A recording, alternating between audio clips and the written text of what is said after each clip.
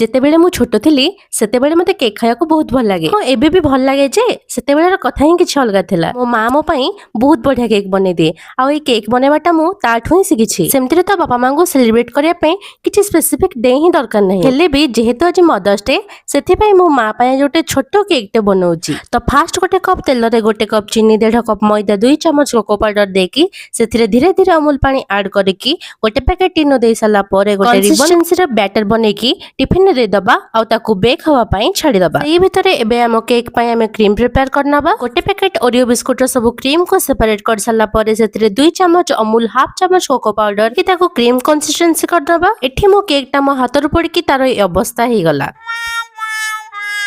ଆମେ जो cream prepare करले ताको मु 20 मिनिट जाय ठंडा हवा पे फ्रिज रखी देइथिली। ताको फ्रिज रो काढी के आमे हमर केक डेकोरेशन स्टार्ट करिबा। एबे आ जणा पड़े ना से केक टा मो हाथ रो पड़ी की भांगी जायतिला बोली। देखिले तो मो केते सुंदर केक करूची।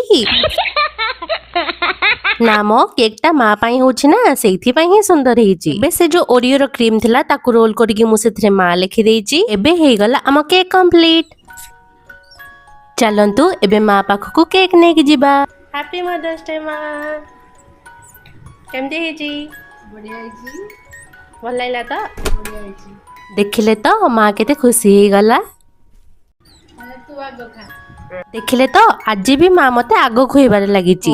ସେଇଥିପାଇଁ ତ ସେ ମା। ହାପି ମଦର୍ସ ଡେ ମା।